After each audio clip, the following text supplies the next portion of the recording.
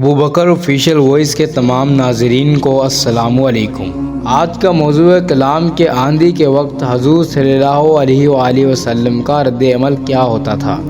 حضرت عائشہ رضی اللہ تعالی عنہا فرماتی ہیں کہ جب ابر آندھی وغیرہ ہوتی تو حضور اقدس صلی اللہ علیہ وآلہ وسلم کے چہرے انور پر اس کا اثر ظاہر ہوتا تھا اور چہرے کا رنگ پھیکا ہو جاتا تھا، اور خوف کی وجہ سے کبھی اندر تشریف لے جاتے، کبھی باہر تشریف لاتے اور یہ دعا پڑھتے، جس کا ترجمہ کچھ یوں ہے: یا اللہ، اس ہوا کی بھلائی چاہتا ہوں، اور جو اس ہوا میں ہو بارش وغیرہ اس کی بھی بھلائی چاہتا ہوں، اور جس غرض کے لیے یہ بھیجی گئی ہے اس کی بھلائی چاہتا ہوں۔ یا اللہ، میں اس ہوا کی برائی سے پناہ مانگتا ہوں، اور جو اس میں ہے اور جس غرض سے یہ بھیجی گئی ہے اس کی برائی سے پناہ مانگتا ہوں۔ اور جب بارش شروع ہو جاتی تو چہرے پر انبساط شروع ہوتا۔ میں نے عرض کیا کہ یا رسول اللہ صلی اللہ علیہ وآلہ وسلم، سب لوگ جب ابر دیکھتے ہیں تو خوش ہوتے ہیں کہ بارش کے آثار معلوم ہوئے، مگر آپ پر ایک گرانی محسوس ہوتی ہے۔ حضور صلی اللہ علیہ وآلہ وسلم نے ارشاد فرمایا: عائشہ، مجھے اس کا اطمینان ہے کہ اس میں عذاب نہ ہو۔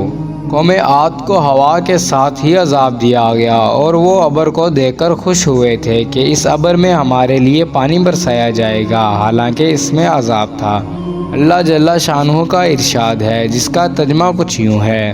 ان لوگوں نے یعنی قوم عاد نے جب اس بادل کو اپنے وادیوں کے مقابل آتے دیکھا تو کہنے لگے، یہ بادل تو ہم پر برسنے والا ہے۔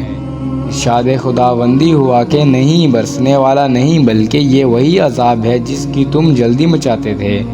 اور نبی علیہ السلام سے کہتے تھے کہ اگر تو سچا ہے تو ہم پر عذاب لا، ایک آندھی کا جس میں دردناک عذاب ہے، جو ہر چیز کو اپنے رب کے حکم سے ہلاک کر دے گی۔ چنانچہ وہ لوگ اس آندھی کی وجہ سے ایسے تباہ ہو گئے کہ بجزان ان کے مکانات کے علاوہ کچھ نہ دکھلائی دیتا تھا، اور ہم مجرموں کو اسی طرح سزا دیا کرتے ہیں۔ یہ اللہ کے خوف کا حال اسی پاک ذات کا ہے، جس کا سید اولین والآخرین ہونا خود اسی کے ارشاد سے سب کو معلوم ہے۔ خود کلام پاک میں ارشاد ہے کہ اللہ تعالیٰ ایسا نہ کریں گے کہ ان میں آپ کے ہوتے ہوئے ان کو عذاب دیں۔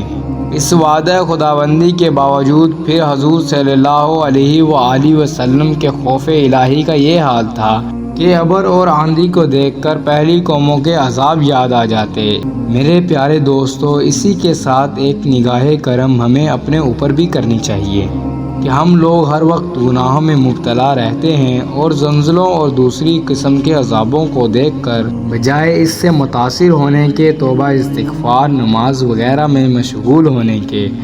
دوسری قسم کی لوگوں تحقیقات میں پڑ جاتے ہیں۔ اسی کے ساتھ ویڈیو کا اختتام کرتے ہیں،